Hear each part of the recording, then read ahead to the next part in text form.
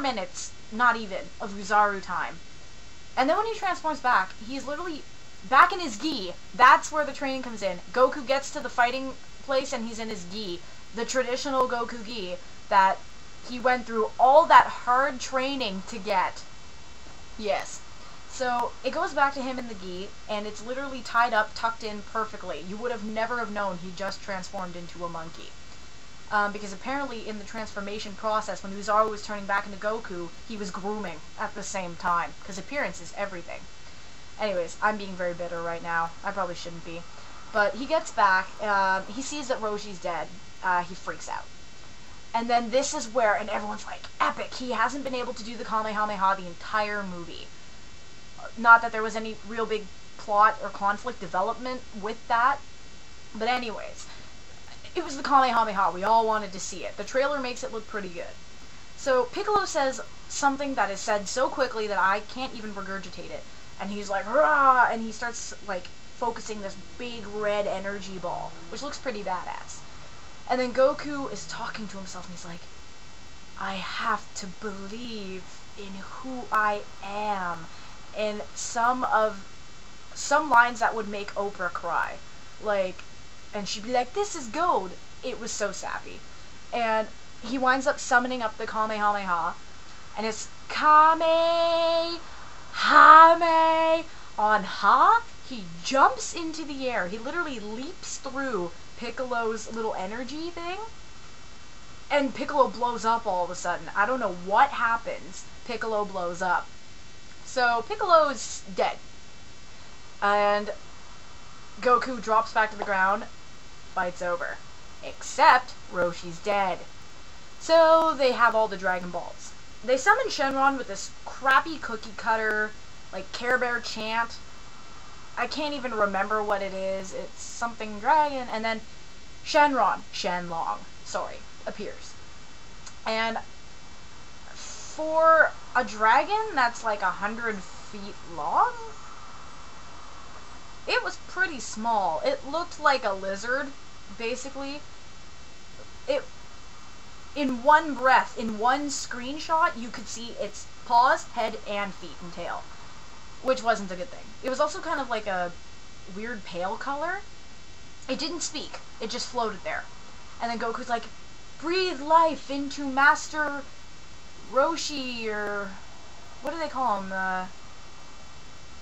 Something Roshi. I can't remember what it is. Again, brain not turned on. But, you know, breathe life into him. Which is kind of funny that he would have rather wished back a guy that he only known for like a week instead of his grandpa, who he was so upset had been killed. Anyways, so the dragon literally breathes this like fog that goes into Roshi, and then it flies away, and the Dragon Balls go pew, and they scatter, which was kept true to the show. Good job. But then when you actually look back on it, the Uzaru Kamehameha and the epic dragon scene in total was maybe 10 minutes. So we waited that entire time for something that all three of them was like the length of a commercial. Alright, whatever. So it ends off with Goku in a different costume, different gi. One that resembled more of a, with more blue. It looked a little more like a Vegito outfit, but he's in this ring, and Chi-Chi comes in, and she's all like, I let you hit me, because he hit earlier when Mai was disguised as Chi-Chi. He was confused, and he wound up hitting the real Chi-Chi, so he's all like, no, you didn't. They get into this argument, and then they're like, maybe we should find out. And basically, they both leap toward each other to fight, and then when they meet, that's when the credits come. So, you're like, what the hell just happened? Is that really it? So, me and my boyfriend decided to wait till the end of the credits, because something had to be there. Something we thought it'd be cool if after the credits, there was some allusion to Raditz showing up, because that'd be a really great way to end Dragon Ball, is to show how the next one would kind of begin. But no, it's this woman that is in one of the filler scenes where Piccolo is trying to get a Dragon Ball, and Mai's about to kill this woman who's hiding her kid under these stairs, under the floorboards, and she has a Dragon Ball, and then Piccolo, you think that she gets killed. But all of a sudden you see this woman, and she has, like, water, and she turns to this bed, and all of a sudden the comforters move, and Piccolo is lying there. And you're like, I clearly saw you blew up, so I don't know why you're lying there, or why she's tending to you, or why you're lying in a bed. It clearly ended on the worst note it could have ended on. So that is the movie in, like, 25 minutes, and I'm sorry if you've heard it a million times, but then again, you did choose to watch this. Overall, acting not so good. Although I won't entirely blame the actors, because really, it was the director James Wong who did Final Destination. Like, are you kidding? I agree with that guy who said the Wachowski brothers should have done it, because that would have been epic. Like, I know from The Matrix and V for Vendetta and all that stuff, like, they make some pretty badass fight scenes. So why James Wong? Like, really, it was his direction that told the actors be this way, and it was the writers who made the line so uncharacteristic and crappy. I think the actors did the best with what they had. No allusion to Namekians or anything like that. Again, no antennas. Really messed up. Really none of the characters were a good portrayal of them, even Yamcha, who I thought was one of the better ones. Plot, very thin. There's no character development at all. I didn't feel for any of the characters. When Roshi died, I was like, so what? Oh, and I forgot to mention, the other reason why, one other time that they make Roshi look perverted, and this is why I don't think that they portrayed him perverted enough. Bulma fell, landed in his hands, and Roshi grabbed her ass. Now, regular Roshi would have been like, ah, and then Bulma would have had to, like, hit him. But in this one, he literally looked at her, went right in the face, and then threw her off him as if he was, like, embarrassed and disgusted. That's the opposite of making him look perverted. That's making him look like he's afraid of women. So, anyways, I heard Akira Toriyama was executive producer. I don't know why he did it. Like, it's like going against everything he created.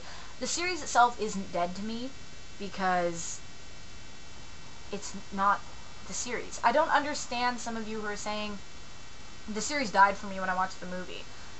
We all went into it knowing it wasn't going to be accurate. That was why it was going to be awful. You know, the series itself was still awesome.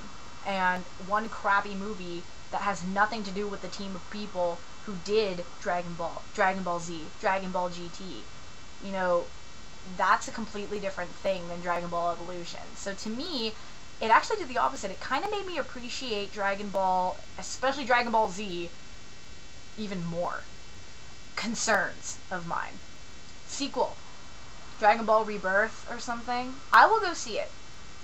If they make it. Hopefully, because there have been such negative feedback about it, hopefully it will give them a clue to make some changes. You know, make better fight sequences. Make them last more than 3 minutes. You know, make better character development. Make better characterizations. Maybe they'll take that into account for the next movie. But I'm a little worried, because if it would make sense if they were set up for 3 installments. The first one was Dragon Ball. It makes sense to make the second one Dragon Ball Z and the third one GT. It would make sense, but it probably won't work out that way. But there's so much in Dragon Ball Z that's like, what are they going to pick? So I've asked people, and they've been like, I hope it's the Frieza, like, Saiyan saga to introduce the Vegeta character and the Saiyan plot.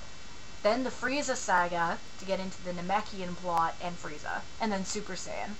And then the Buu saga to end it off. But the thing is that they made such an awful movie with the span of one evil character. How are they going to do 3 in one movie?